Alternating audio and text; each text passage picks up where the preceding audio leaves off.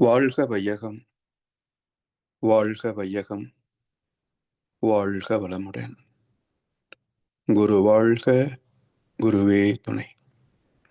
சிந்தனையை, உடல் நலத்தை சீர் அமைத்து உய்வித்த குருவே வாழ்க, வாழ்க வளமுடன், வாழ்க வளமுடன், வாழ்க வையகம். கனடா ஸ்கை யோகா அறக்கட்டளையை சிறப்பாக நடத்தி வருகின்ற ஆன்மீக அன்புள்ளங்கள், குறிப்பாக பேராசிரியர் முனைவர் சிவசங்கரம் ஐயா அவர்கள் மற்றும் இந்த நிகழ்ச்சியை தொடர்ந்து சிறப்பித்து வருகின்ற அன்பர்கள் அனைவருக்கும் அருட்தந்தை வேதாத்ரி மகர்ஷி அவர்களின் சார்பாக வாழ்க வளமுடன் என்ற வாழ்த்துக்களையும் எனது அன்பு கலந்த பணிவான வணக்கத்தையும் சமர்ப்பித்து குருவின் குரல் வேதத்திரிய தொடர் சிந்தனையின் 110ஆம் பாகத்தில் மனிதருள் வேறுபாடு பற்றிய 4வது அமர்வு. ஏற்கனவே கருவமைப்பு, உணவு வகை, காலம், தேசம், கல்வி, தொழில், அரசாங்கம் என்ற 7 காரணங்களை பற்றி சிந்தித்து நிறைவு செய்திருக்கின்றோம். இன்றைக்கு 8வது அம்சமாகிய கலை. கலை என்பது மன உணர்வுகளுக்கு ஒரு வடிகால். மெய்வாய் கண்மூக்கு செவி என்ற ஐம்புலன்கள் வழியாக இன்பத்தை தூக்கின்ற ஆற்றல் மனித குலத்திற்கு இயற்கையானது. ஒரு பறவை கூவுகின்ற இசை, அதை தன்னுடைய சக மக்களுக்கு தெரியப்படுத்த வேண்டும் என்ற உணர்வு தோன்றிய போது அதை போலவே கூவி காட்டியதுதான் இசைக்கலையாக இன்றைக்கு பரிணமித்திருக்கின்றது. அதே போல அழகிய மயில் நடனத்தை பார்த்த ஒருவன் தனது கூட்டத்திற்கு அது போல செய்து காட்டிய போது நடனக்கலை தோன்றியது. பிறகு இவற்றுக்கான கதைகளை புனைந்த போது அது இயல் என்றும், கதாபாத்திரம் மூலமாக அதை நடித்து காட்டிய போது நாடகம் என்றும், இப்படி 64 கலைகள் மக்களால், நம்முடைய முன்னோர்களால் தோற்றுவிக்கப்பட்டிருக்கின்றன. இந்த 64 கலைகளிலே மனவள கலை கிடையாது. மற்ற எல்லா கலைகளும் உண்டு. மனதை பற்றிய கலையை நாம் கற்றுக்கொள்ளவில்லை என்றால் இந்த 64 கலைகளையும் ரசிக்க முடியாது, முழுமையாக தூய்க்க முடியாது. எனவே வாழ்க்கையை துய்ப்பதற்கான மன பக்குவத்தை பெற வேண்டும். கலை என்பதை 2 வகையாக பிரிக்கலாம். ஒன்று நுண்கலைகள் என்று சொல்லக்கூடிய உணர்புலன்களுக்கான ஒரு வடிகால், களிப்பூட்டக்கூடியது. இன்னொன்று வாழ்க்கை வசதிகளை அளிக்கக்கூடிய கலை, அதை தொழில் என்று சொல்கின்றோம். இயற்கை வளங்களை வாழ்க்கை வசதிகளாக உருமாற்றி, தரம் மாற்றி, அழகுபடுத்தி அனுபவிக்கின்ற ஒரு நிலை. இப்போ 5 ஸ்டார் ஹோட்டல்கள்லாம் போறாங்க. ஒரு வேளை உணவுக்கு 2000, 3000, 5000 ரூபாய்க்கெல்லாம் இருக்கு. அவ்வளவு தொகைக்கு நாம் சாப்பிட போகிறோமா? நிச்சயமாக கிடையாது. அப்ப எதற்கு அவ்வளவு தொகை என்றால், தி வே ஆஃப் பிரசன்டேஷன் சொல்லுவார்கள். எப்படி அதை தருகிறார்கள் என்பதிலே ஒரு நளினம் இருக்கும். அப்ப அந்த அலங்காரம் வச்சு எந்த உணவையும் பரிமாறக்கூடிய நிலை, அந்த அட்மாஸ்பியர், ஹோட்டல் அமைப்பு எல்லாமே. ஸோ இதுக்கு எல்லாம் சேர்த்து தான் நம்ம அந்த அமௌண்ட் தருகிறோமே தவிர வெறும் உணவுக்காக மட்டும் அல்ல. எனவே இது போல துவக்கத்திலிருந்து உழவுத் தொழிலிலே இருந்து இன்று வரைக்கும் இயற்கை வளங்களை வாழ்க்கை வசதிகளாக மாற்றுகின்ற உழைப்புக்கு பெயரும் கலைதான். இப்போ பழைய ஒரு திரைப்படத்துல ஒரு நகைச்சுவை காட்சி. என்.எஸ். கிருஷ்ணன், அவங்களுடைய மனைவி டி.ஏ. மதுரம். இவரு தபேலா, மிருதங்கம், ஹார்மோனியம் எல்லாம் இசைக்கருவிகள் வைத்துக்கொண்டு இதை செய்துட்டு இருப்பார். அப்போ அந்த அம்மா வர்றாங்க. என்ன செய்துட்டு இருக்கீங்க அப்படிம்பாங்க. கலை கலை அம்மா கலை அப்படிம்பாரு. உடனே அந்த அம்மா என்ன செய்வாங்க, அந்த மிருதங்கத்தை எடுத்து அந்த பக்கம் வைப்பாங்க, ஹார்மோனியத்தை எடுத்து இந்த பக்கம் வைப்பாங்க, இன்னொன்று தூக்கி அந்த பக்கம் வைப்பாங்க. என்ன என்ன என்ன செய்றீ நீ அப்படிம்பாங்க. நீங்க தானே கலைக்கு சொன்னீங்க. ஓ, கலை என்றால் கலையுமாகும் கலைத்தலுமாகுமா, மலை என்றால் மலையுமாகும் மலைத்தலுமாகுமா அப்படின்னு அருமையா ஒரு கருத்து சொல்லுவார். அப்ப எல்லா இயற்கை நிலைகள் பார்த்தீங்கன்னா, ஒன்று பருப்பொருள் மாற்றத்தை குறிக்கும். அதே சொல் மனதனுடைய பக்குவத்தையும் குறிக்கும். இது போல இயற்கை வளங்களை எல்லாம் மாற்றி அமைக்கின்ற கலை தொழில் கலை என்றும், மனதுக்கு களிப்பூட்டக்கூடியவை எல்லாம் நுண்கலைகள் என்றும் இரு வகையாக பிரித்து பேசப்படும். இப்ப இவைகள் எப்படி நம்முடைய சம்பத்துக்களிலே தாக்கத்தை ஏற்படுத்துகின்றன என்பது ஒரு கேள்வி இல்லையா? இப்போ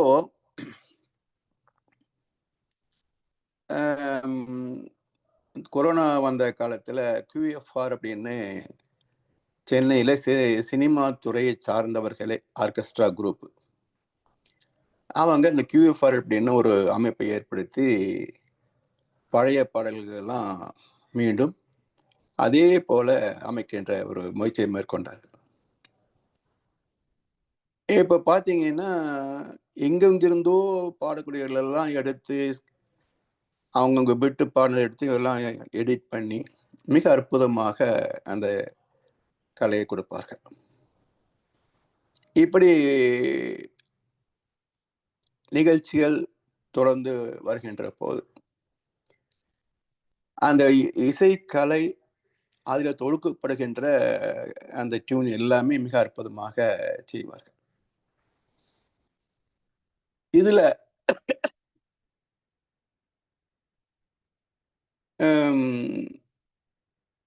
இசையோடு மற்ற நுண்கலைகள் இப்படி ஒவ்வொன்றிலேயும் அந்த கலையின் விளைவாக நம்ம பார்க்கிற போது எங்கெங்கோ இருக்கின்ற அந்த ஆர்டிஸ்ட், அதாவது இசை கருவிகளை வாசிப்பவர்கள், பாடல் பாடுபவர்கள் எல்லாருமே பார்த்தீங்கன்னா ரொம்ப அழகா இருப்பாங்க, லட்சணமா இருப்பாங்க. எனக்கு ஆச்சரியமா இருந்தது, எப்படி எல்லாரும் ஒரே மாதிரியான அழகோட இருக்கிறாங்களே, எப்படி சாத்தியம்? அதே போல எம்.எஸ். சுப்புலட்சுமின்னு ஒரு அம்மா இருப்பாங்க. அவங்க அந்த கச்சேரி செய்யும் போது முகத்தை பார்த்தீங்கன்னா அப்படி தெய்வீகம் தவழும். ஓஷோ சொல்லுவார், யாரோ பிரபல நடன கலைஞர் இருந்தாராம். அவர் நாட்டிய நிகழ்ச்சி நடத்துற போது அந்த காட்சியில ஒரு ஒரு காய்ந்த சருகு காற்றிலே மிதந்து வருவது போல ஒரு காட்சி வருமா. அப்போ ஒரு ஸ்டேஜ்ல இருந்து அப்படியே மேல பறந்து மெதுவா அப்படியே இறங்குவார். இது அன்பில் கேட்கறது, இது எப்படி இது சாத்தியமாகுது, இது மாதிரி நீங்க என்ன பயிற்சி பண்றீங்கன்னு கேட்ட போது, எனக்கெல்லாம் இனிமே தெரியாது, நான் அந்த அந்த காட்சியோட நான் ஒன்றி போகிறேன், அந்த இடத்துல ஒரு ஃபெதர் அப்படியே தவழ்ந்து வரணுன்ற மாதிரி நினைக்கிற போது ஆட்டோமேட்டிக்கா என் உடம்பு தவழுதுன்னு நீங்க சொல்றீங்க, எனக்கு அது தெரியாதுன்றார் அவர்.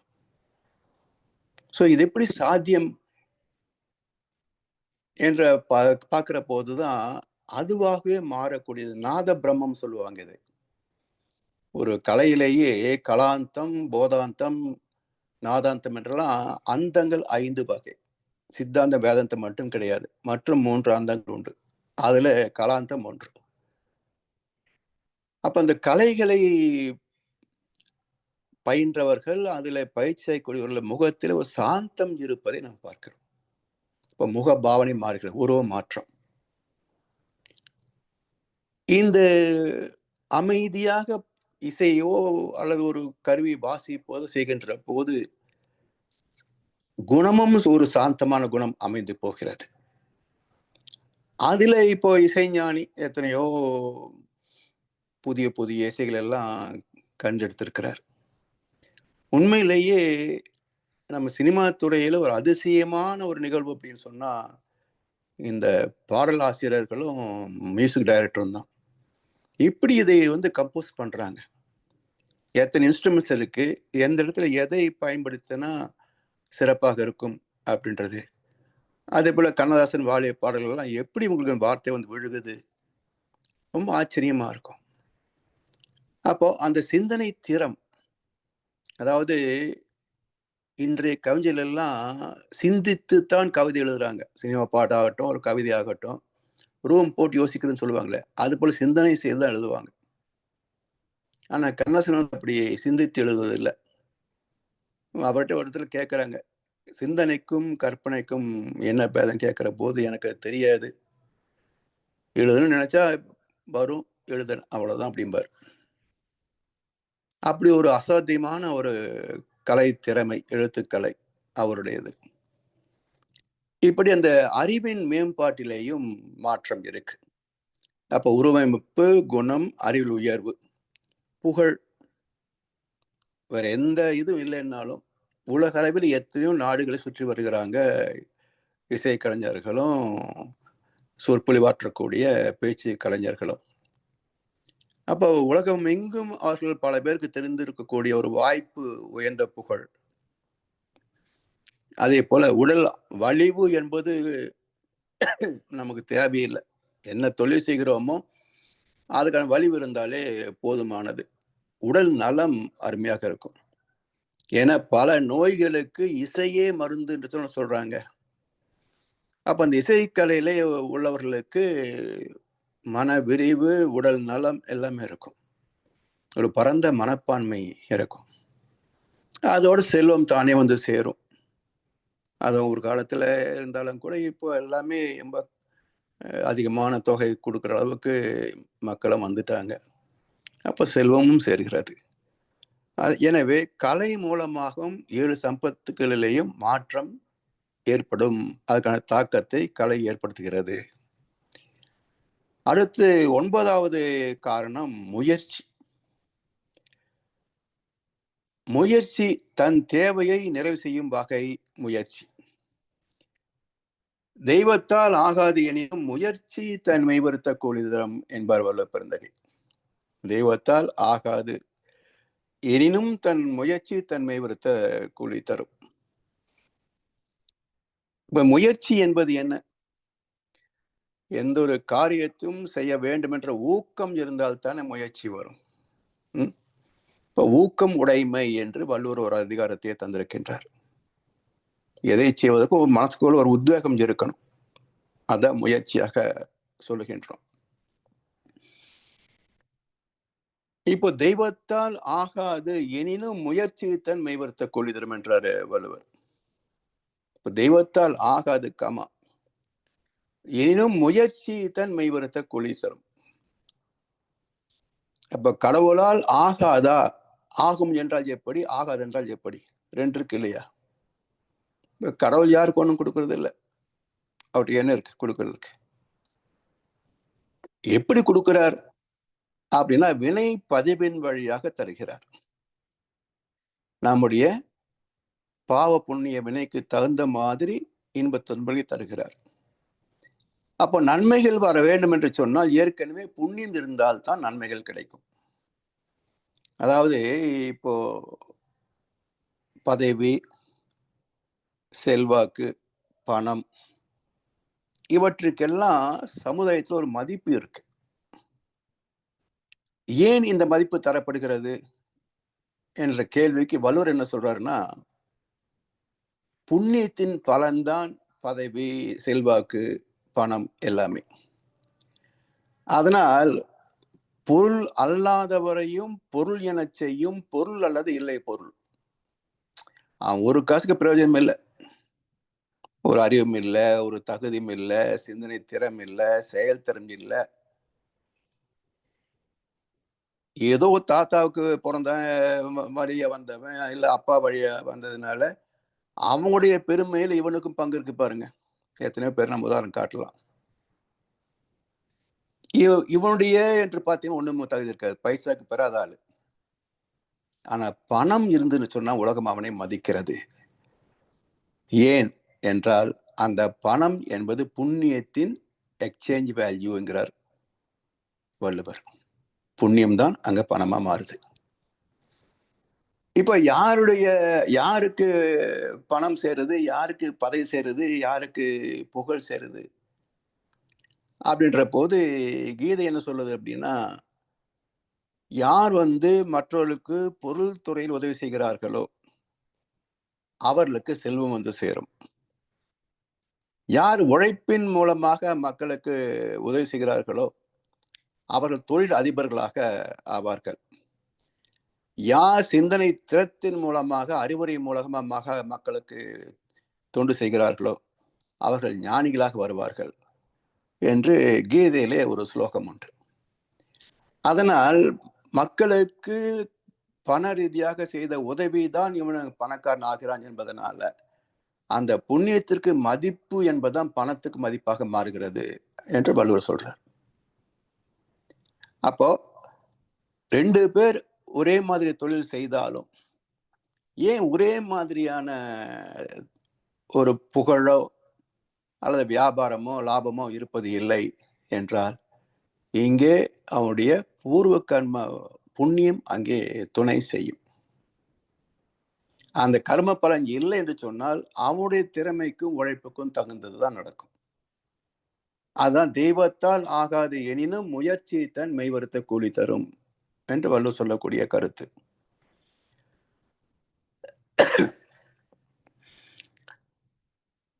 கர்ம வினைகளில் புண்ணியம் இருக்கிற போது அதுக்கு அந்த மெச்சூரிட்டி டைம், அதுக்கு முதிர்வு காலம் வருகின்ற போதுதான் அதற்கு பலன் கிடைக்கும். அப்ப அது வரைக்கும் எடுக்கின்ற முயற்சி, இப்ப மகரிஷியே ஏழை குடும்பத்துல பிறந்து பல தொழில்களை செய்துதான் கிட்டத்தட்ட 13 15 தொழிலை செய்திருக்கிறார். நெசவிலிருந்து ஆன்மீக சேவை வரைக்கும் கிட்டத்தட்ட 15 தொழில் செய்திருக்கிறார். அப்ப என்ன சொல்றாரு, நமக்குன்னு ஒரு வாய்ப்பு கிடைக்கின்ற வரைக்கும் இருக்கிறது நம்ம செய்துதான் ஆகணும். அதுல உழைக்கின்ற நேரத்தையோ அந்த கஷ்டத்தெல்லாம் பார்க்க முடியாது அப்படின்னு அவருடைய அனுபவத்தை வச்சு கருத்தை சொல்றார். அப்ப நமக்கென்று கதவு திறக்கின்ற வரைக்கும் முயற்சியை நாம் தொடர்ந்து செய்துட்டு தான் இருக்கணும். அதற்குரிய மெச்சூரிட்டி டைம் காலம் வருகின்ற போது கதவு திறக்கப்படும். அப்ப நமக்கு நல்லதொரு வாழ்க்கை அமையும். புண்ணிமை இல்லை என்றால் என்ன கிடைக்கும்? இன்றைக்கு எத்தனையோ பேர் பார்த்தீங்கன்னா கீழ்த்தட்டு மக்கள் கீழ்த்தட்டிலேயே இருக்கிறாங்க. தலைமுறைகளாக அவங்க மேலுக்கு வருவதாகவே இல்லை. உதாரணமா இந்த கார்பரேஷன்ல எல்லாம் குப்பை கொட்டுறவங்க இருக்காங்களே, மாசத்துக்கு 1 லட்சம் ரூபாய் வருமானம்.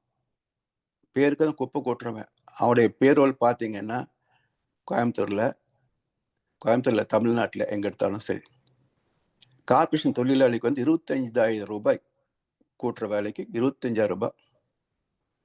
கோயம்புத்தூர் ஒரு MBA ஸ்டூடெண்ட் அந்த வேலைக்கு அப்ளை பண்ணியிருந்தான். ஒரு வாரம் பேப்பர்ல டிவில எல்லாம் அதுதான் ஒரே பரபரப்பான செய்தியா போயிட்டு இருந்தது. MBA படித்தவர் குப்பை கொட்டுற வேலைக்கு அப்ளிகேஷன் கொடுத்துருக்காரு அப்படின்னு. அப்ப அவர் என்ன சொல்றாரு, தெளிவா சொல்றாரு, எங்க போனா 10,000 15,000 மேல சம்பளம் தர மாட்டேன்றான். இங்க கூட்டம் 25,000 ரூபாய் தர்றாங்க. பணம் தானே வாழ்க்கைக்கு, எந்த தொழில் செஞ்சா என்ன அப்படின்றாரு அவரு. அது மட்டும் இல்ல, ஒரு குடும்பத்துல 4 பேர் இருந்தா 4 பேரும் கூட்டுற வேலை. 18 வயசான போதும் கூட்டுறதுக்கு போயிடலாம். 1 லட்சம் ரூபாய் சம்பளம். அப்ப வாழ்க்கை தரம் மேன்மைப்பட வேண்டியது தானே அப்படின்னா, செல்போன் காஸ்ட்லியா வாங்குறாங்க, பைக் வாங்கிக்கிறானுங்க, படிப்போ ஒரு நல்ல ஒரு நாகரிகமான வாழ்க்கை முறையோ இல்ல பக்கத்துல நாராத உடம்போ கேட்டா நாங்க இப்படிதான் வேலை செய்யறோம்ன்றாங்க. அதை இங்கேயும் வேலை செய்யறாங்க, அமெரிக்காலும் வேலை செய்யறாங்க, ஜானிட்டர்ஸ் அப்படிம்பாங்க. ஆனா கையை உடம்பு ட்ரெஸ் எல்லாம் சுத்தமா நீட்டா வருவான். யாரா ஃப்ரெண்ட்ஸ் பார்த்தா கிளவுஸ் காட்டினா கை கொடுக்குறாங்களே, இவங்க பக்கத்துல வந்தாலும் நம்ம தள்ளி தான் போக வேண்டியிருக்கு. அப்போ ஏன் அந்த சுகாதாரம் இல்லை? அப்படி என்ன கொடுத்தாலும் அது மேலே வர்றது இல்லை, வாழ்க்கை தரம் உயர்வதே இல்லை. அப்போ தன்னை உயர்த்திக் கொள்ள வேண்டும் என்ற முயற்சி இல்லாதவனுக்கு அரசாங்கமோ நாமோ என்ன செய்தாலும் அவங்க மேலுக்கு வர மாட்டாங்க. அதனால தான் முயற்சி உடையார் இகழ்ச்சி அடையார் என்று சொல்லக்கூடியது.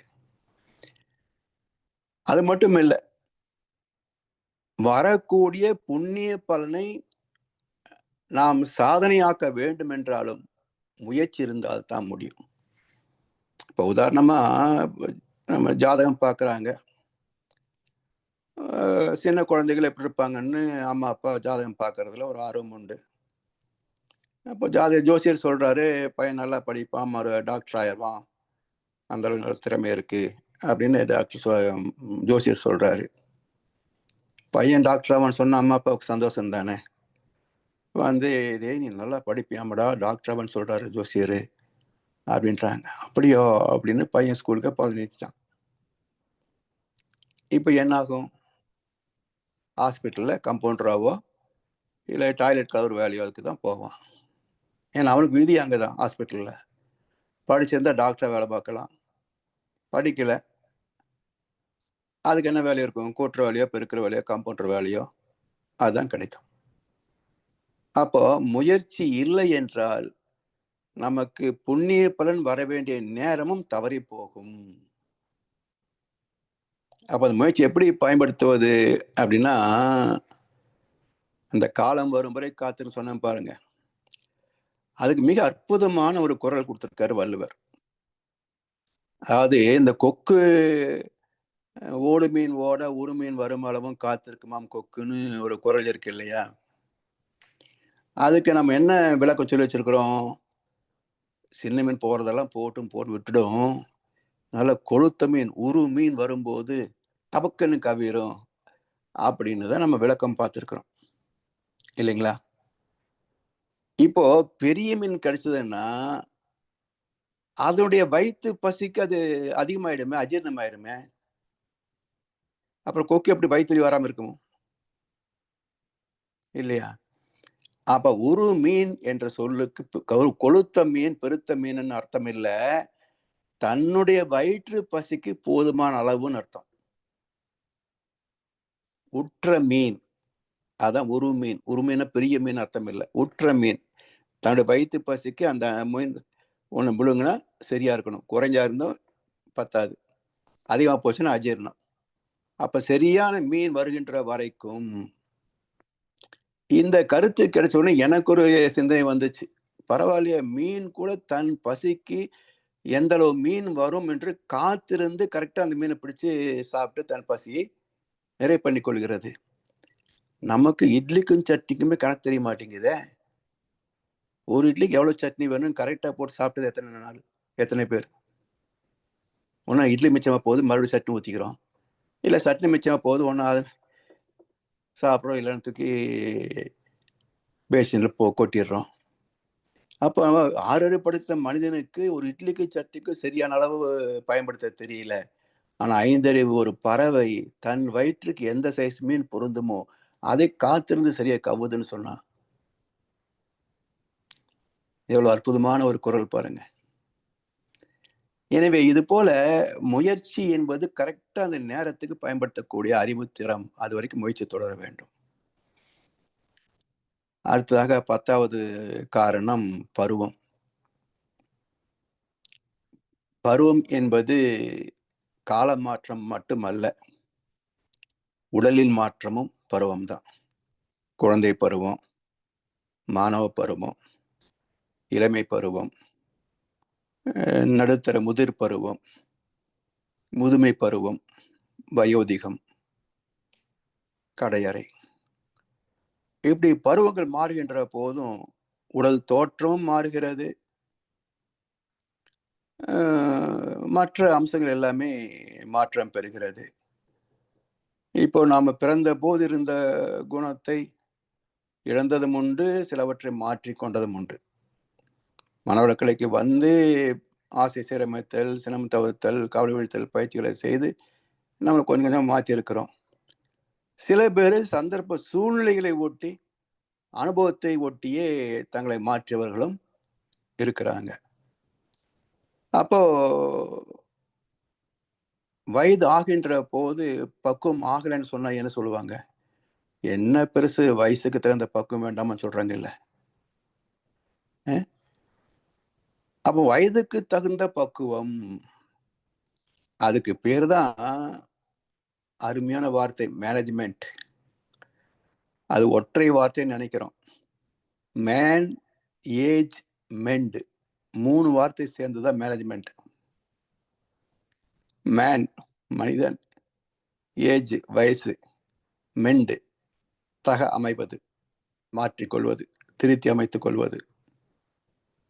அப்படி ஒருவன் வயதுக்கு தகுந்த போல் பக்குவம் ஆகவில்லை என்றால் அவனுக்கு அறிவுரை சொல்லி கொஞ்சம் வற்புறுத்தி சிறு தண்டனை தந்து அவனை பயன்படுத்துகின்ற அறிவுத்திறத்துக்கு பேர், அந்த நிர்வாக திறமைக்கு பேர் தான் மேனேஜ்மெண்ட்.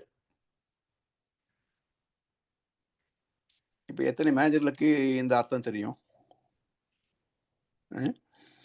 இன்னர்வியூ தெரியாதவங்க இன்டர்வியூ செய்வாங்க இல்லையா? முதல்ல இன்னர்வியூ தெரிஞ்சாதான் இன்டர்வியூ பண்ண முடியும். இன்னர்வியூ தெரியாதவங்க இன்டர்வியூ பண்ண எப்படி இருக்கும்? அதே மாதிரி தான் இதுவும். எனவே அறமில்லாத அறங்காவலர்கள், நிர்வாகம் தெரியாத நிர்வாகிகள், இப்படி எல்லா இடத்துலயும் சில சில குறைகள் இருக்கத்தான் செய்கிறது.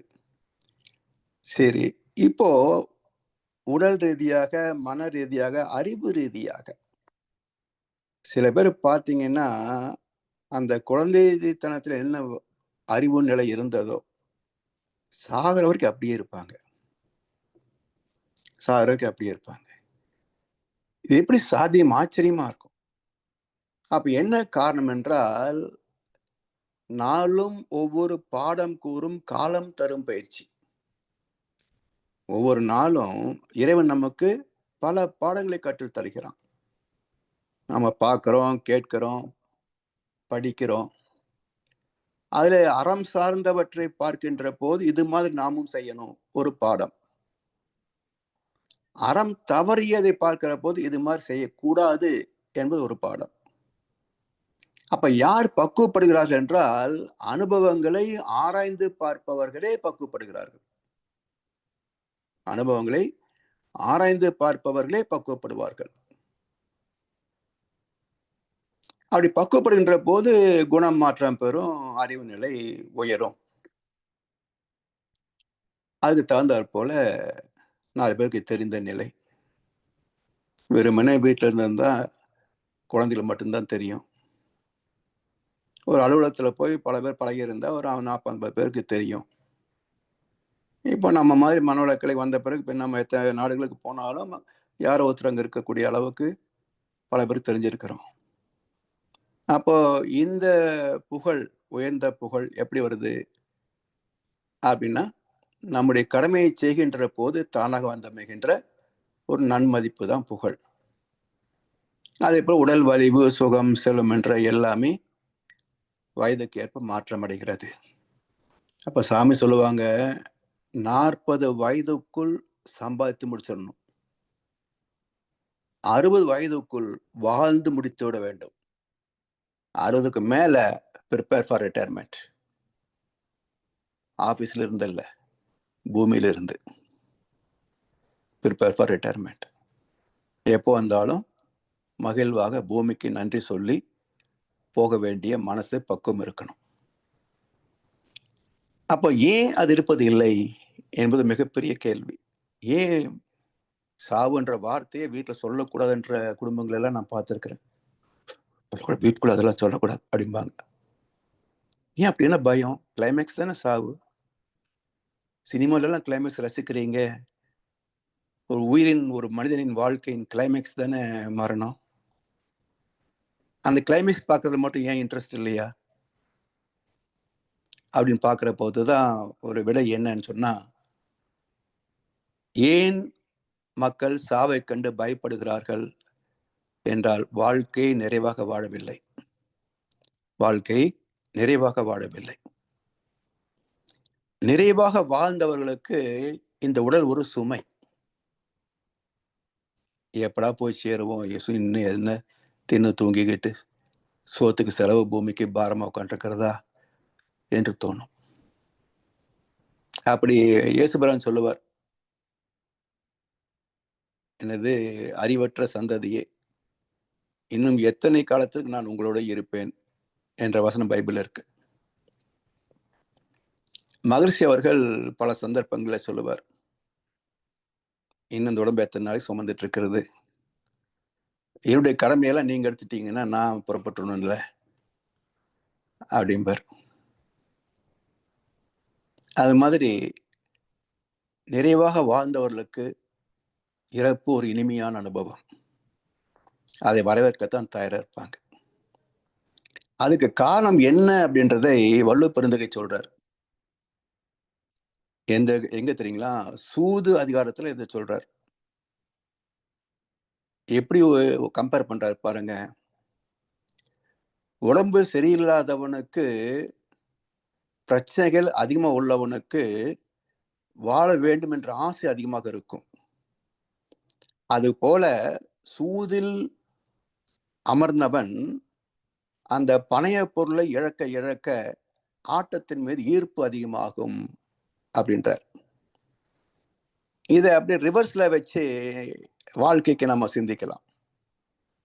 இப்ப சூதாட்டத்தில் கொண்டு போன பொருள் இழக்க இழக்க அவனுக்கு ஆட்டத்தின் மீது ஈர்ப்பு அதிகமாகும். வெற்றி பெறுகிறவன் ஒரு கட்டத்துல சரி இன்னைக்கு வசூல் போகுதுன்னு எந்திரிச்சிருவான். ஆனா இழந்தவனோ விட்டதை பிடிக்கணும் எந்திரிக்கவே மாட்டான். தூங்காம சாப்பிடாம டாய்லெட் கூட போக மாட்டானுங்க. வெறி பிடிச்ச மாதிரி அடங்கிட்டு இருப்பாங்க. இப்ப காரணம் என்ன யோசிச்சு பார்த்தீங்கன்னா, 2 வகையில் அவனுக்கு நட்டம். ஏன்னா சூதாட்டத்துக்கு யார் போவாங்க? ஷேர் மார்க்கெட் இருக்கு, அது உங்க சூதாட்டம் தான். என்ன? சட்டப்பூர்வமான சூதாட்டம், legalised gambling. Mutual fund, share market, online trading எல்லாம் லீகலைஸ்டு கேம்பிளிங். அப்ப எதுக்கு போறான்? குறுகிய காலத்தில் அதிகமா சம்பாதிக்கணும், அவன் தான் அங்க போவான். இப்போ 2 வகை. எதிர்பார்த்து போனது ஒண்ணு, ஆனா நடந்தது என்ன? கொண்டு வந்த கை காசே போச்சு. அப்போ எதிர்பார்த்த பொருள் வராதது ஒரு நட்டம், கொண்டு வந்த கைப்பொருள் இழந்தது இன்னொரு நட்டம். அப்ப 2யும் பிடிக்கிற வரைக்கும் விட்டதை பிடிக்கிறேன்னு சொல்லி விட்டத்துல தொங்குற வரைக்கும் விட மாட்டான். இதுதான் சூதாடினுடைய நிலைமை. சரி, பொருள் இழக்க இழக்க இழக்க ஆட்டத்தின் மீது ஈர்ப்பு அதிகமாகிறதே, இது போலத்தான் துன்பங்களை சந்திக்க சந்திக்க வாழ்க்கையின் மீது ஈர்ப்பு அதிகமாகிறது.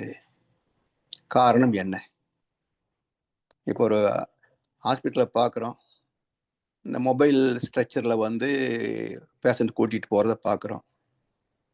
இந்த பக்கம் ஆக்சிஜன், அந்த பக்கம் குளுக்கோஸு, அந்த பக்கம் இன்ஜெக்ஷன் மருந்து, இந்த பக்கம் மூச்சு ஆக்சிஜன் இது, இப்படி எல்லாம் ஏகப்பட்ட அட்டாச்மெண்ட்ஸ் இருக்கும். இதெல்லாம் எடுத்துட்டு 5 நிமிஷம் செத்து போயிடுவான். இதெல்லாம் எடுத்துட்டோம்னு சொன்னா 5 நிமிஷத்துல செத்துருவான். ஏப்பா இவ்வளவு கஷ்டப்படுறிய, போயிடுறியான்னு கேட்டேன். என்ன சாக சொல்றியா அப்படின்னு அந்த அவஸ்தையிலும் கேட்பான். உறவு நட்புன்னு சொல்லுவாங்க, எவ்வளவு சிரமம்னாலும் பரவாயில்ல டாக்டர், எப்படியாவது காப்பாத்துங்க அப்படிம்பாங்க. சரி, இப்ப டாக்டர் காப்பாத்திட்டா வச்சுக்குவோம். திரும்ப என்ன சாதிக்க போறீங்க? அதே கண்டதை திங்கிறது, டிவி பார்க்கறது, ஊர் சுத்துறது, வெட்டி பயிற்சி பேசுறது, இதைத்தானே செய்ய போறீங்க. இதுல ஒரு 10 வருஷம் எக்ஸ்டென்ஷன் கிடைச்சா மட்டும் என்ன செய்ய போறீங்க? இது எதுக்கு இந்த எக்ஸ்டென்ஷன் தேவையாம்? இது வரைக்கும் தின்னதெல்லாம் சலிச்சு போகலையா? இது வரைக்கும் அனுபவிச்சதெல்லாம் சலிச்சு போகலையா? இன்னும் ஒரு 10 வருஷம் எக்ஸ்டென்ஷன் வாங்கி என்ன சாதிக்க போறீங்க? ஏன் ஏன் இந்த அவலம்? அப்படின்னா சாமி என்ன சொல்றாங்க? வாழ்க்கை என்பது, பிறவியின் நோக்கம் என்பது துன்பத்தை தவிர்த்து இன்பத்தை துய்த்து அமைதியில் லயித்து பேரின்பத்தில் திளைப்பது. இதுதான் வாழ்க்கையின் முழுமை. இதுலதான் ஆத்ம திருப்தி கிடைக்கும். துன்பத்தை தவிர்த்து இன்பத்தை துய்த்து அமைதியில் லயித்து பேரின்பத்தில் திளைப்பது. ஆனா இதுவரைக்கும் வாழ்ந்த வாழ்க்கை என்ன என்றால் இன்பம் அல்லது துன்பம் மாறி மாறி மாறி மாறி இன்பம் கனவில் துன்பம் எதிரில் காண்பது ஏன் தோழின்னு கண்ணதாசன் புலம்பின மாதிரி புலம்பிக்கிட்டே இருந்தா அடுத்த 2 அனுபவமே இல்லையே. அமைதியை அடையாளம் கண்டதும் இல்லை, பேரின்பம் என்றால் என்னவென்றே தெரியாது. அப்ப எப்படி ஆத்மா சாகிறதுக்கு சரின்னு சொல்லும்? எனவே பருவம் என்பது மிக முக்கியமான அம்சம். ஒவ்வொரு கட்டத்திற்குள் வாழ்ந்து பார்த்துவிட வேண்டும். மாணவ பருவம், இளமை பருவம், முதிர் பருவம், வயோதிகம் எல்லாம் அந்தந்த வயதுக்கு தகுந்த பக்குவத்தை மாற்றத்தை பெற்றுவிட வேண்டும். அப்பதான் வாழ்க்கை என்பது ஒரு நிறைவுக்கு வரும். அதனால் இந்த பருவங்கள் அதுக்கு தகுந்தாறு போலையும் நம்முடைய 7 சம்பத்துகளிலேயும் மாற்றங்கள் ஏற்படும். அடுத்தது 11வது காரணம் நட்பு. நட்பு பற்றி 50 குறட்பாக தந்திருக்கிறார் வள்ளுவர். 50 குறட்பா, 5 அதிகாரம். நட்பு, தீ நட்பு, கூடா நட்பு, பழமை, நட்பாராய்தல் என்று 5 அதிகாரங்கள் தந்திருக்கிறார். ஏன்னா யாருமே நிரந்தரமான பகைவனும் இருக்க முடியாது, நண்பனும் இருக்க முடியாதுன்னு சொல்லுவாங்க. அதாவது ஹைஃபை கலீக் என்று சொல்லக்கூடிய வகையில் இருந்தா ஒன்றும் பிரச்சனை கிடையாது. நம்முடைய வாழ்க்கையோடு பங்கு கொண்ட நட்பு என்று வருகின்ற போது அதுல பல விஷயத்துல இருக்கும். அப்ப இந்த நட்பை நல்ல ஒரு நட்பு கிடைப்பதற்கு புண்ணியம் செய்திருக்கணும். இல்லைன்னா நண்பனை போல ஏமாற்றுபவர்கள் நிறைய பேர் இருப்பாங்க. நட்பு என்பது என்ன? ஒரு இணக்கம். மனிதருக்கு இடையில் இருப்பது மட்டும் நட்பு அல்ல. உடலுக்கும் உயிருக்கும் நட்பு, உயிருக்கும் மனசுக்கும் நட்பு, மனதுக்கும் உடலுக்கும் நட்பு. இதுதான் ஒரு ஆரோக்கியமான வாழ்க்கை, நிறைவான வாழ்க்கை. இந்த முக்கோணத்திற்குள் தான் வாழ்க்கை அமைந்திருக்கிறது. உடலுக்கும் உயிருக்கும், உயிருக்கும் மனதுக்கும், மனதுக்கும் உடலுக்கும், இந்த ட்ரையாங்கிள். இதுலதான் ஒரு நிறைவான வாழ்க்கை அமைந்திருக்கிறது. அப்ப நட்பின் முதல் இடம் நாம், நம்முடைய குணங்கள், நம்முடைய வாழ்க்கை. இது நட்பு. இதன் பிறகு இந்த உடலோடு தொடர்புடையவர்கள், அது உறவு நட்பு என்றவர்கள். இப்ப நல்லவர்கள் சேர்ந்தால் மேன்மைக்கு வந்துடுறாங்க. ஒரு நல்லவனும் தீயவனும் நட்பு ஏற்பட்டதுன்னு சொன்னா யார் யாராக மாறுவாங்க? கெட்டவன் நல்லவனா மாறுவானா? நல்லவன் கெட்டவனாக மாறுவானா? என்றால் நல்லவன் தான் கெட்டவனா மாறுவான். வான்மழை நீரும் மண்ணின் குணத்தால் மாற்றம் அடைவதுண்டு. வான்மழை நீரும் மண்ணின் குணத்தால் மாற்றம் அடைவதுண்டு. வஞ்சகர் உறவால் நல்ல மனிதரும் தீயவராவதுண்டு. இப்ப நம்ம வீட்டுல என்ன சொல்றோம்? கெட்ட பசங்களோட சேராத, கெட்ட பசங்களோட சேராத அப்படிங்கிறோம். அப்போ நமக்கு அந்த பையன் கெட்டவன் சொன்னா, இப்ப நம்மளுடைய நல்ல பையன் ஒருத்தர் இருப்பான்ல, இப்ப இதே பிரின்சிபிள் அந்த பையன் நம்ம சேர்த்துக்க மாட்டானே, இல்லையா? 100 100 வாங்குற நல்ல பையன் அவங்களுக்கு நட்பு வச்சுக்கோன்னு சொன்னா, அவங்க என்ன சொல்லுவாங்க? 90 வாங்க கூட பழகாதுன்னு சொல்லுவாங்க. காரணம் என்ன என்று சொன்னால், மனதின் இயல்பே கீழ் நோக்கி பாய்வது. மனதின் இயல்பே கெட்டு போவதிலே தான் நாட்டம் அதிகம். கெட்டதை மாத்துறதுக்கு எவ்வளவு கஷ்டம் தெரியுதுங்களா? இப்போ மக்களுக்கு அதே வாழ்க்கையில் வாழ்ந்துட்டு இருக்கிறாங்க. நம்மை போன்ற பயிற்சியாளர்களுக்கு குணங்களை மாற்றுவது எவ்வளவு கடினமான பயிற்சியா இருக்குதுங்க. அதாவது மன்றத்தில் பொறுப்பாசிரியராக இருந்த போது அகத்தாய் பேச்சில் நடக்கும் இல்லையா? சில அன்பர்கள் சொல்லுவாங்க, நான் இதெல்லாம் மாத்திட்டேன், அதை மாத்திட்டேன். ஆசிரியர் பயிற்சி போயிட்டு வந்த உடனே கொஞ்ச நாள் சொல்லுவாங்க, நான் வந்து கோயிலுக்கு போறதை நிறுத்திட்டேன். அறிவே தெய்வம் தெரிஞ்சுக்க அப்புறம் எதுக்கு கோயிலுக்கு போகணும் அப்படிம்பாங்க. நான் சில பேர்ட்ட கேட்பேன், சரி பரவாயில்ல, ரொம்ப நல்ல பக்குவம் தான். நீங்க தெய்வத்தை தெரிஞ்சுக்கிட்டீங்க, கோயிலுக்கு போக வேண்டியதில்லை, சரிதான். நீங்க கோயிலுக்கு போக மாட்டேன்னு சொல்ற உங்க வீட்டுல ஏத்துக்கிட்டாங்களான்னு. அவங்களுக்கெல்லாம் பக்குவம் பத்தாதுங்க. நீ மன்றத்துக்கு போய் நாத்திகன் ஆயிட்டேன்றாங்க அப்படிம்பாரு. சரி, அது ஒரு பக்கம் இருக்கட்டும். இப்போ மகரிஷி வந்து என்ன மாறுதல் பயிற்சி கொடுத்தாங்க இல்லையா? ஆமா. தீய எண்ணங்கள் வரக்கூடாது, அதை சங்கல்பம் பண்ணி நீக்கணும்னு சொன்னாருங்க இல்லையா? ஆமா. அப்போ உங்ககிட்ட தீய எண்ணமே இல்லையா அப்படின்னா கொஞ்சம் யோசிப்பாங்க. வருது. சரி, ஆசை சீரமைத்தல்னு பயிற்சி கொடுத்தாங்கல்ல, உங்களுக்கு எந்த ஆசையுமே கிடையாதா? அது எப்படி ஆசை இல்லாம எப்படி வாழ முடியுமா? சரி, இருக்கு.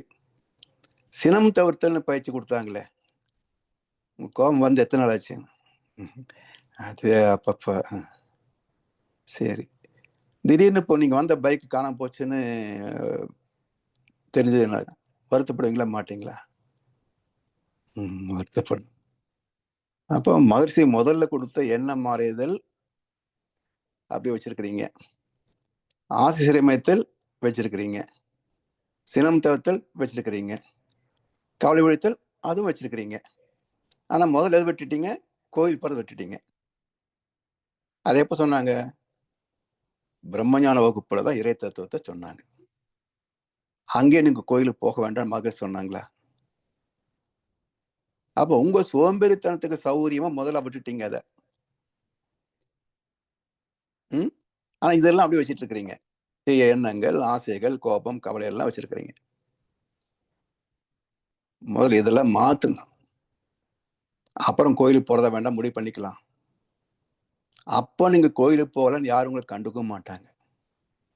ஏன்னா நம்முடைய பக்குவத்தில் வருகின்ற ஒரு தெய்வீக அலைகளிலே நம்முடைய கருத்துக்கு யாரும் மறுப்பு சொல்ல மாட்டார்கள். அது மட்டுமல்ல, எந்த ஒரு நல்ல கெட்ட விஷயமா இருந்தா நம்மகிட்ட ஆலோசனை கேட்பாங்க. நாம் செய்யறது நல்லா இருக்கும், சரியாத்தான் இருக்கும் அப்படின்னு நம்புவாங்க. அந்த பக்குவத்தில் தான் நம்ம இதெல்லாம் முடிவு செய்யணுமே தவிர, நீங்க வந்து ஒரு 2, 3 மாசம் கூட ஆகல, 2 வருஷம் கூட ஆகல, அதுக்குள்ள ஆசை முடிச்ச உடனே கோயிலுக்கு போய் நிறுத்திட்டேன்னு சொன்னா, இது வெளியே போய் சொல்லாதீங்க, மத்த மன்றத்துக்கு வரவங்களும் வரமாட்டாங்க. ஒரு நாத்திக கூட்டம் விட்டுருவாங்க. அது போல பருவத்துக்கு தகுந்த மாற்றம் என்பது அவ்வளவு எளிதில் இல்லை. அதுக்கு தகுந்த நட்பு வந்து சேரவில்லை என்றாலும் அதுவும் எளிது அல்ல. சரி, அப்ப யாரை துணை கொண்டு நாம் மாறுவது? யாரை துணை கொண்டு நாம் மாற்றம் பெறுவது? கேட்டவன் சரி, மாறணும் ஆசை இருக்கு. யார் எனக்கு சேர்ந்து கூட இருந்து பயிற்சி கொடுத்து, கற்றுக் கொடுத்து செஞ்சா நான் மாற்றுவதற்கான கை தூக்கி விடுவாங்க? யார் அவங்க? அப்போ கெட்டவனோடு இணங்கி பயிற்சியில கொடுக்கணும், நாம கெட்டு போக கூடாது. அப்ப இந்த திறமை யாருக்கு உண்டு?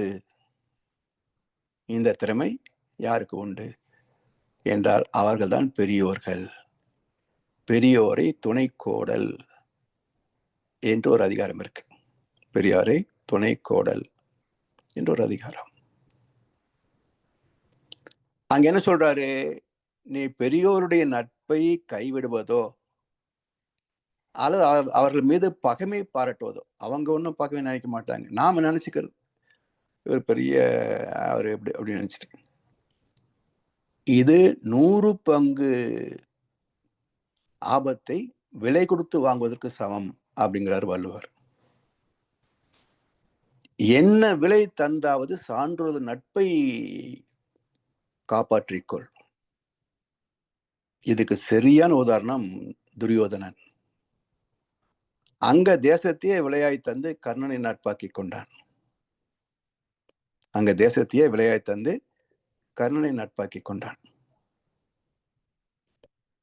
கர்ணனும் கெட்ட துரியோதனோடு கூட்டு சேர்ந்தானே தவிர இவன் கெட்டு போனானா இல்ல.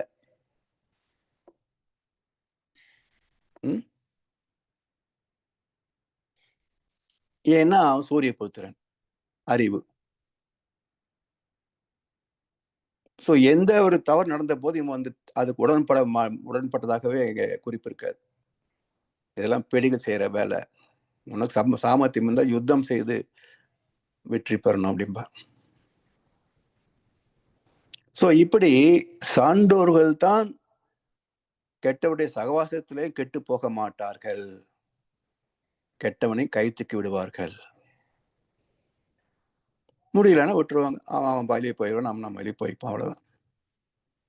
இப்படி நட்பின் மூலமாகவும் நல்ல நட்பு, நல்ல பழக்க வழக்கங்கள் முகபாவனை மாற்றும், உருவமைப்பு, குணங்களிலே மாற்றம் தரும், சிந்தனை திறத்திலே மாற்றம் தரும், நல்ல காரியங்களை தொண்டு செய்து புகழ் பெறுவதிலே மாற்றம் தரும்.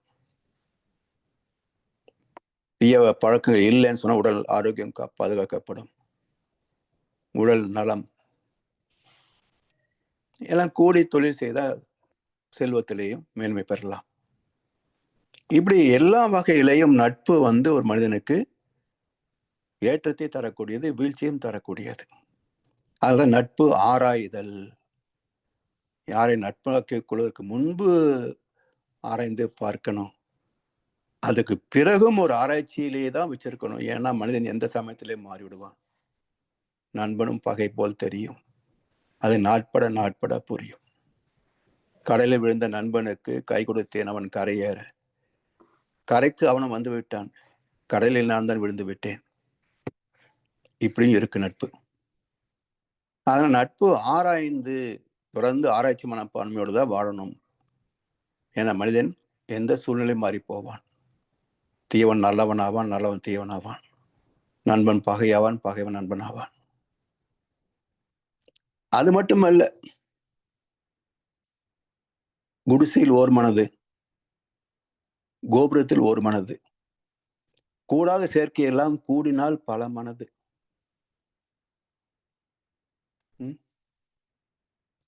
அதனால நல்ல நட்பு ஒரு மனிதனுக்கு எல்லா வகையிலையும் மாற்றத்தை தரும்.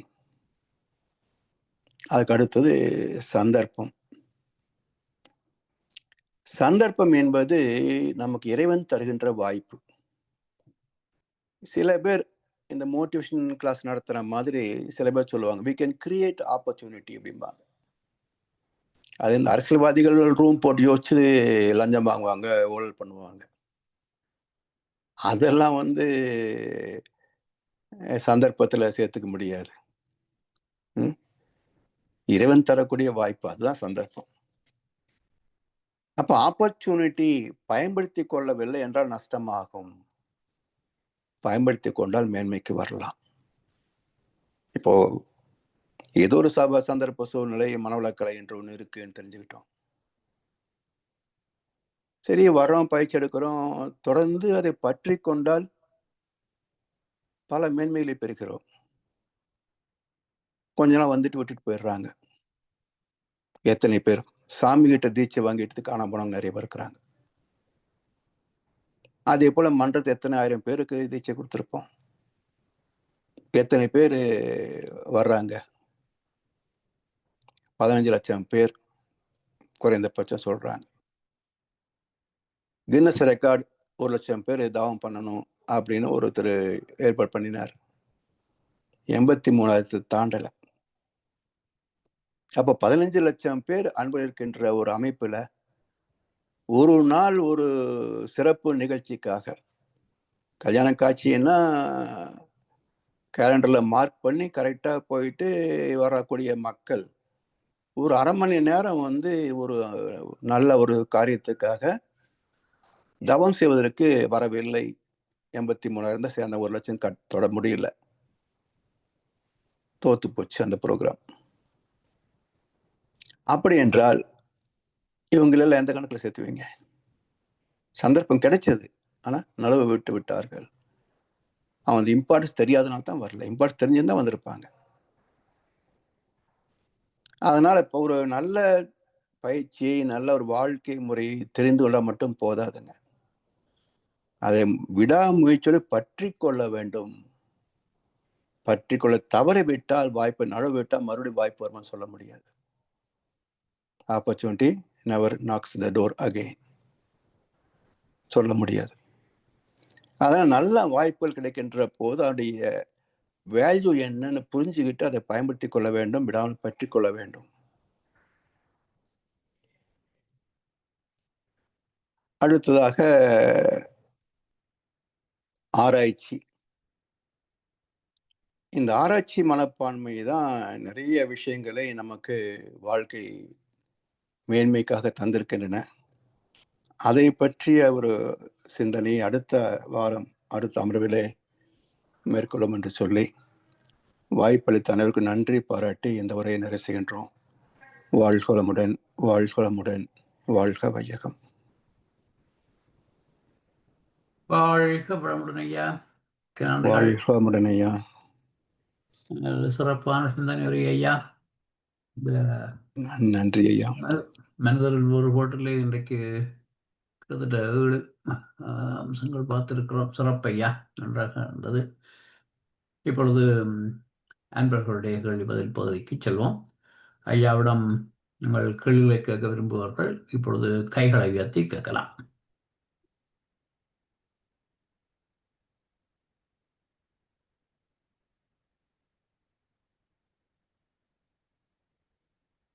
ஐயா. வாழ்க வளமுடன். வாழ்க வளமுடன் ஐயா. வாழ்க வளமுடன்மா, சொல்லுங்கள் ஐயா. முதல்ல கலையில ஆரம்பிச்சு அப்புறம் கடைசியில எப்படியோ போயிடுச்சுங்க. ஒவ்வொரு கலையை பத்தி சொன்னீங்க. அதுக்கப்புறம் வாழ்க்கையை பத்தி சொல்லிட்டீங்க. அருமையா இருந்ததுங்கய்யா. ரொம்ப ரொம்ப அருமையா இருந்தது. எங்களுக்கு இந்த காலை பொழுது, உங்களுக்கு அங்க இரவு பொழுது.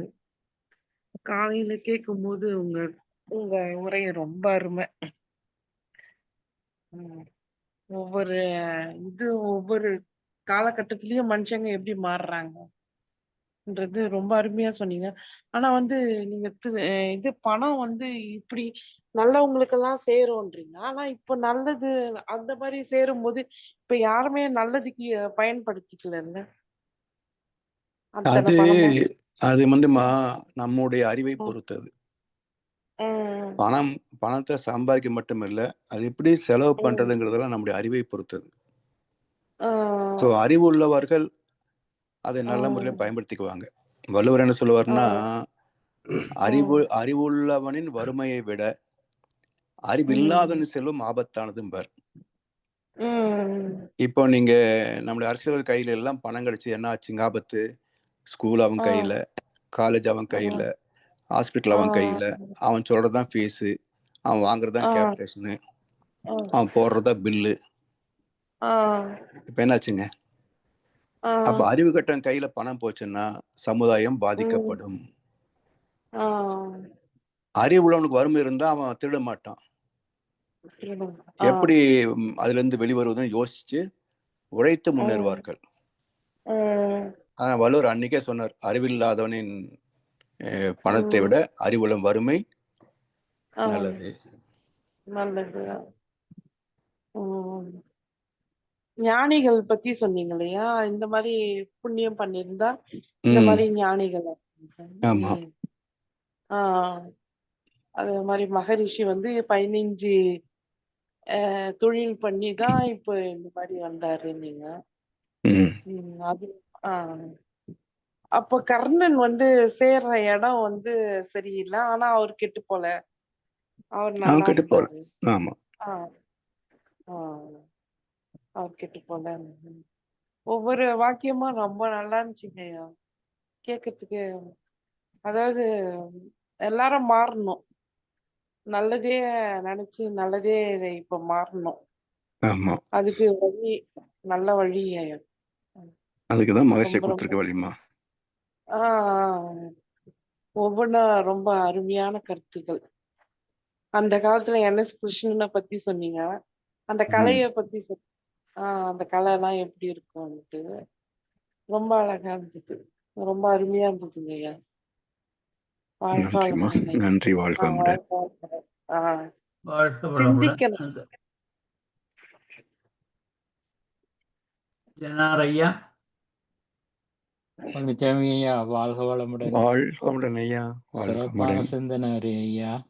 வளமா போல இப்போ எனக்கு கலையில தொடங்கினாலும் கொஞ்சம் மைண்ட் ஸ்டக் ஆயிட்டுன்னு சொல்லிச்சுன்னா, ம். மனிதன் வந்து ஏனையா மிருகங்கள்கிட்ட இருந்து இல்லாட்டி மயில்கிட்ட இருந்து நாட்டியத்தையும் குயில்கிட்ட இருந்து பாட்டையும் அப்படியெல்லாம் கற்றுக்கொள்ளணும். இல்லை ஆறறிவுள்ள மனுஷனா மாறிக்கல தொடக்கத்துல இருந்தே ஒரு அந்த அறிவு வந்து இப்ப கர்மா எல்லாம் நினைவுல இருக்கிற மாதிரி அது 7 தலைமுறையோட தான் நல்லபடியாத்தான் அது அது இல்லை, இது தொடருதா? துவக்கத்துல. இது வந்து சாமி சொல்றது துவக்கத்துல. மனிதன் தோன்றிய காலத்துல இப்படி வந்தது. அது சரி ஐயா. ஏன் அது மனிதனுக்கு பாராதறிவா பரிணமிச்சிருந்தா கூட அந்த ம். பழைய அந்த மெமரிஸ் எல்லாம் இல்லை. இப்ப யானை கூட குட்டியை போட்டா காலால தட்டி அதை எழுப்பி நடக்க வச்சிடும் அடுத்த செக்கனையோ ஒரு குறிப்பிட்ட ஆமா. நேரத்துக்கு இல்ல. ம்ஹும். ஒட்டகம் கூட அதே மாதிரி தான் காலால உதச்சி எழுப்பிடும்னு சொல்றாங்க. ஆனா அப்படி இது வந்து குயிலுக்கு அமைந்த ஒரு குரல் ஓசை. அது ஒண்ணும் பயிற்சி பண்ணி ஓசை டெவலப் பண்ணிக்கல. ஆமா. அப்ப மனிதன் பார்த்து தான் எதை ரசிக்கிறானோ விரும்புகிறானோ அதை கற்றுக்கொள்கிறான். அப்போ நீங்க கல்வியில வந்து பார்த்து கற்றுக்கொள்வது, அனுபவத்தில் கற்றுக்கொள்வது, கேட்டு கற்றுக்கொள்வது, படித்து கற்றுக்கொள்வது, இது எல்லாமே தான் கல்வி. ஆமா ஐயா. அப்படி வந்து இவன் சொன்ன கண்ணதாசன் சொன்ன மாதிரி பறவையை கண்டான் விமானம் படைத்தான், பாயும் மீன்களில் படகினை கண்டான், எதிரொலி கேட்டான் வானொலி படைத்தான், எதனை கண்டான் மதங்களை படைத்தான். அது சரியா. நான் எனக்கு இந்த கேள்வி என்னன்னு சொல்லி சொன்னா, இப்ப முதல் அறிவுல இருந்து 6 அறிவா மனுஷன் வளரேக்கல. ஒவ்வொரு அறிவிலையும் வந்து இந்த ஹேபிட்ஸ் எல்லாம் அவருக்கு மனிதனுக்கு தெரிஞ்சிருக்கத்தானே வேணும் அந்த பரிணாம வளர்ச்சியில. அதையும் இப்ப வந்து அதைத்தான் மட்டும் சொல்ல முதல்ல வரீங்கய்யா. அது தெரிந்திருக்கும். தெரிந்திருந்தாலும் கூட அது மாதிரியான திறமை வெளிப்படுத்துறதுக்கு உள்ள இருக்கு. அந்த உள்ள இருக்கக்கூடிய பதிவை வெளிப்படுத்தணும் சொன்னா நாம நினைப்பதை பாவனையில கொண்டு வரணும் இல்ல. இசை பத்தி நமக்கும் தெரியும். ஆனா பாடினா கழுது கத்திரமா இருக்குது இல்ல. நாம நினைக்கிறோம் நல்லா பாடுற மாதிரி, கேட்கறோம் காது முடிக்கிறாங்க. சில ஜோக் போட்டிருக்குங்க ஐயா. சிலவர் ஹெட்போனை போடிட்டு பாட்டு பாடிக்கொண்டே இருப்பாங்க. சில ஹெட்போனை கலத்தி விட்டா தான் தெரியுமா உங்களுக்கு இப்படி பாடுறாங்க. சிறப்பையா. வாழ்க வளமுடன். வாழ்க வளமுடன். நன்றி. அடுத்து வராயா. வாழ்க வளமுடன். வாழ்க வளமுடன் ஐயா. ரொம்ப நாளா ஆப்சென்ட் ஆயிட்டீங்க. ஆமா, இந்தியாவுக்கு போயிருந்தேன். நிறைய டிராவல் நிறைய இருந்தது. ஓ, அந்த நேரம் ஒத்து. எத்தனை நாள் இருந்தீங்க? ஒரு 3 மாசம் இருந்தேன் ஐயா. Okay okay. 4 மாசம். ரொம்ப வழக்கம் போல ரொம்ப சிறப்பான உரை, நிறைய கருத்துகள். அதுல சொல்ல வேண்டிய கருத்து அந்த நட்பு ஆராய்தல் ஒண்ணு. மொத்தம் 5 அதிகாரங்கள் நட்புல வச்சிருக்காரு. இத வந்து நட்புன்னு ஒண்ணு, நட்புன்னு ஒண்ணு. கூடா நட்பு. ஆமாங்க. 2 இருக்கு. அதுல அது அனலைஸ் பண்ணி பார்த்தப்போ தீ நட்பு என்பது ஓரளவுக்கு பட்டவர்த்தனமா தெரியும். தீ நட்பு. கூடா நட்பு என்பது அது பழகினதான் தெரியும். சிலதெல்லாம் நட்பு மாதிரி தெரியும், கடைசியில துரோகமா இருக்கும். அதுதான் கூடா நட்பு. அதுதான் இந்த வகைப்படுத்தி வச்சிருக்காரு. 50 குறள் அவருக்கு பத்தல, அதுவே பத்தல. கர்ணன் வந்து அது கெடலன்றது அது ஒரு கான்ட்ரவர்ஷியல் டாபிக். ஆமா, ஏன்னா சில பேர் வந்து இல்லைங்க, அதுல என்னன்னா தத்துவ ரீதியா பாத்தீங்கன்னா கெடல, காட்சி ரீதியா பாத்தீங்கன்னா திரௌபதி இதுல நடந்துகிட்டது. கரெக்டா பிடிச்சிட்டீங்க. அதேதான், திரௌபதி மானபங்கம் செய்யப்படும் போது அவனும் கூட சேர்ந்து நகைத்து கொண்டிருந்தான். அது சினிமால காட்டுற போது காட்டுறாங்க. இன்னொரு கருத்து என்னன்னா, ஆடையை அவிழ முடியவில்லை என்றால் அவளை தூக்கி துரியோதனன் மடியில வையும்பானே. ஸோ இதோடைய தத்துவார்த்தம் என்னன்னு பார்த்தீங்கன்னாங்கய்யா, திரௌபதி வந்து ஜீவாத்மா,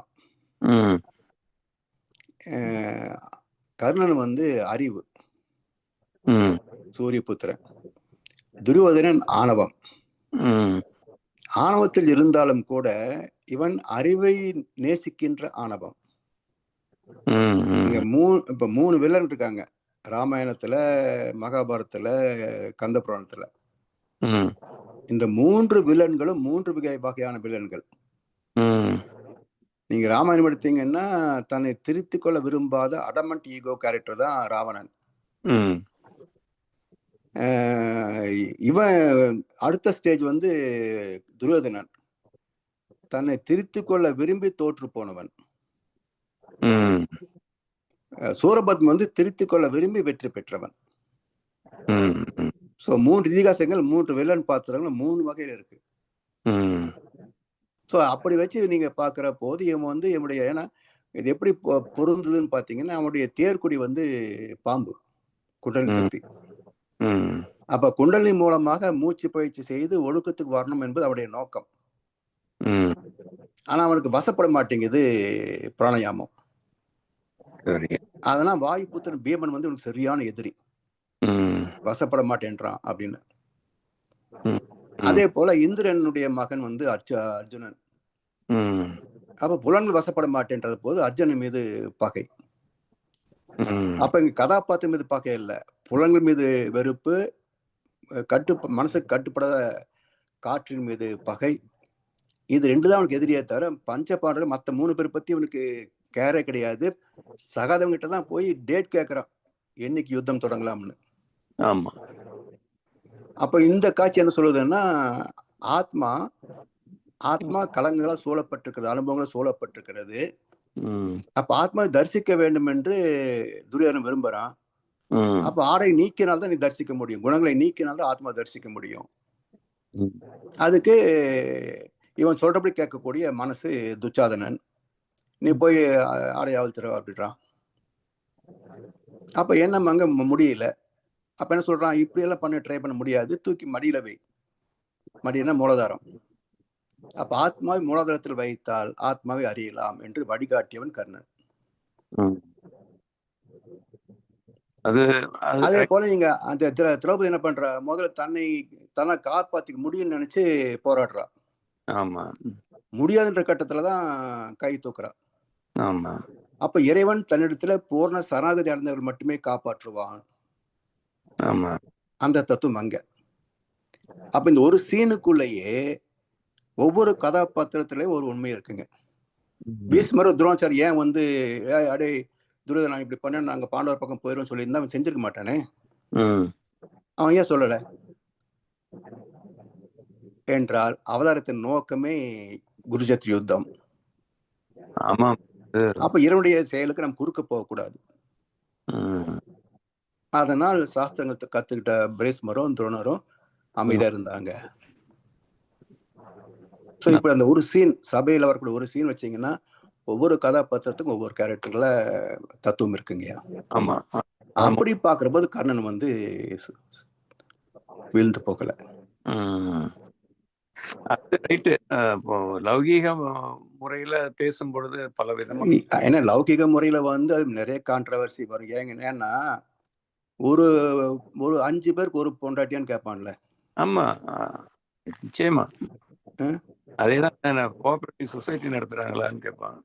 எல்லாம் பேச்சு. அப்போ என்னது 5 பாண்டவர்கள் என்பது 5 புலன்கள் தான். 5 புலன்களுக்கு ஒரு ஜீவாந்த உடல் தான், ஒரு ஆத்மா தான். ம்.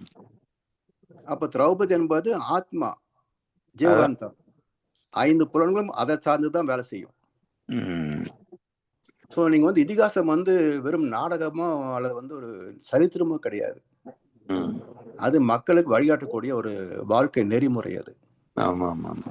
இந்த கோணத்துல ஆராய்ச்சி பண்ணினா தான் ராமாயணமும் மகாபாரதமும் கந்த புராணம் வந்து நம்புற மாதிரி இருக்குமே தவிர, ஆமா. ம். கதையை மட்டுமே பேசினா பல கேள்விகளுக்கு விடை சொல்ல முடியுது அவங்களால.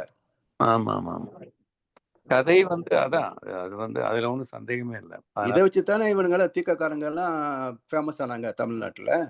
கம்பராமாயணமும் வில்லி பாரதமும் அதை ஆழ்ந்து படிக்கிறவங்களுக்கு அந்த இது வந்து ஆமா, வில்லி பாரதத்துல ஒரு ஒரு 4-5 பாட்டு வச்சு வந்து பகவத்கீதையுடைய அடிப்படை சாரத்தை எடுத்துங்க. ம். நான் ஃபுல்லா படிக்கல, கீரனுடைய சொற்பொழிவுல வச்சு ஆமா ஆமா. அவர் சொன்னதை வச்சு பேஸ் பண்ணி நான் வந்து பகவத்கீதைக்கு ஸ்டார்டிங்லேயே வந்து அந்த பகவத்கீதை எப்படி வந்தது அப்படின்ற கருத்தை எழுதினேன். ஒற்று கடன் தீர சேராத இடம் சேர்ந்து ம் தாசன் சொல்லுவாரு. ஆமா. வில்லி பாரதத்துல ஒரு வரி வரும். என்ன தன்னெச்சில் தானுண்ணா தகைமையான் என்னெச்சில் என்னோடு இனிதுண்டான் அப்படின்னு சொல்லி அந்த ம் அவன் வந்து அவன் சாப்பிட்டது மறுபடியும் நடுவில் டிஸ்டர்ப் ஆகி விட்டு போயிடுச்சுன்னா மறுபடியும் அவன் சாப்பாட்டை அவனே சாப்பிட மாட்டான் துரியோதனன். ஆமா அப்படிப்பட்டவன் என் சுகத்தை வந்து என்னுடைய எச்சில வந்து அவன் உன்ன ஆமா. சொல்லிட்டு வரும். அது அந்த நட்பின் தகைமை அது. அதே நட்புக்கு இலக்கணமா ம். அல்லது எதிர்பார்ப்பின் சகிப்புத்தன்மையா, ஆமா. அது நமக்கு தெரியாது. நட்பு இவனுக்கு வந்து கர்ணன் ஒரு தேரோட்டி மகன் என்று ஊரெல்லாம் பழித்த போது அவனை மன்னனாக்கி அழகு பார்த்தவன் அவன். அது அழகு பார்த்தது அழகுக்காக பார்க்கலையே, அர்ஜுனுக்கு இவன் தான் சரியான எதிரின்னு தான் அவன் எடுத்துக்கிட்டான். ஆமா ஆமா ஆமா. அர்ஜுனை சமாளிக்கணும்னு சொன்னா இவன் தான் அப்படின்னு தான் எடுத்துக்கிறான். ஆமா. அப்ப இது வந்து எதிர்பார்ப்பு தானே. ஆமா. ஸோ அந்த எதிர்பார்ப்புக்காக வந்து நட்பு பாராட்டுறான். ஆமா ஆமா ஆமா. அடுத்தது இந்த ம். கொடுமையின் உரிமையின் வருமளவும் காத்திருக்குமாம் கொக்கு. அது வந்து ம், ம், ம். ஔவை பாட்டி திருக்குறள்ல வராது, ஓ மூதுரையில வரும். அதுக்கு ஓரளவுக்கு திருக்குறள்ல கொக்கொக்க கூம்பும் பருவத்து மற்றதன் கொத்தொக்க அதுதான் தோணுச்சு. அப்புறம் சரி இதுன்னு எடுத்தேன். ஓ இது மூதுரையில வர்றதெல்லாம் ஔவை பாட்டி சொல்றதுதான் அது ஓடுமை. Okay okay okay okay. அதனால அப்படி அதாவது சொல்லிக்கிட்டே போலாம். இலக்கியங்கள்ல கொட்டி கிடக்குது உண்மைகள், கருத்துகள். ரொம்ப நன்றி ஐயா, சிறப்பு. நன்றி ஐயா, சிறப்பு. வாழ்க வளமுடன். நன்றிகள். வாழ்க வளமுடன். தனாயா இருக்கிறீங்களா? போயிட்டார், அவர் கையெழுத்தார். ஜனார் ஐயா, நீங்க திருப்பி ஏத்துனீங்களோ? இல்லையா ஐயா, அது ஓகே ஓகே, ஒரு கேள்வி ஒண்ணு வந்துட்டு ஐயா அதுக்குள்ள இல்ல ஐயா. இப்ப இந்த திரௌபதி இந்த கதை சொல்லிக்கலையே அந்த விளக்கம் இருக்குது ஐயா, ஜீவாத்மா பரமாத்மா அந்த இது வந்து அதே மாதிரி இப்ப குந்தி தேவியின் கதையிலேயே விளக்கம் இருக்குது ஐயா. அவங்களுக்கு ஏன் அவங்களுக்கு மஞ்சு கொடுத்து நீங்க சொல்லி இருந்தீங்க. இது வந்து பஞ்ச புலன்கள் வந்து திரௌபதி. ஆமா. பஞ்சபூதங்கள் வந்து குந்தி. ஓ சரி சரி, ஓகே ஓகே ஓகே ஓகே. பஞ்சபூதங்கள். ஏன்னா அதுல பாருங்களேன், கர்ணன் வந்து நெருப்பு, சூரியன். ஆமா ஆமா ஆமா ஆமா ஆமா. தர்மம் வந்து மண்ணு, ஆமா, தர்மதேவன். பீமன் வந்து வாயு புத்திரன். சரி. அர்ஜுனன் வந்து இந்திரன். மாத்திரிக்கு வந்து நகுல சகாதேவர்கள். நகுலன் வந்து நீர் தத்துவம் வித் சக்தி. சகாதேவன் ஞான பாத்திரம். ஸோ அப்படி வரும். பஞ்சபூத தத்துவத்துல வரும். Okay okay okay okay okay ஐயா, நான் கேட்டேன், கொஞ்சம் கன்ஃபியூஸ் ஆயிட்டு தான் கேட்டேன். ஓகே, நன்றி ஐயா. வாழ்க வளமுடன். வாழ்க வளமுடன். வாழ்க வளமுடன். மிக்க நன்றிகள் ஐயா. நன்றி ஐயா. சிறப்பு. நாங்கள் இத்துடன் செய்து கொள்வோம். இதுவரை நேரமும் குருவின் குரல் வகுப்பு 110 மிக சிறப்பாக எங்களுக்கு நடத்தி தந்த முதலை பேராசிரியர் பழனிசாமி ஐயாவுக்கு நாம் நன்றி தெரிவிப்பதோடு ஐயாவுக்கு ஒரு வாழ்த்து தெரிவிப்போம். பேராசிரியர் பழனிசாமி ஐயா வாழ்க வளமுடன். வாழ்க வளமுடன். அவரது உடல் நலம், மனவளம், பொருளாதார வளம், வாழ்க வளமுடன். அவரது அன்பு குடும்பம், வாழ்க வளமுடன். அவரது வேதாத்திரிய தொண்டு, வாழ்க வளமுடன். வளமுடன்.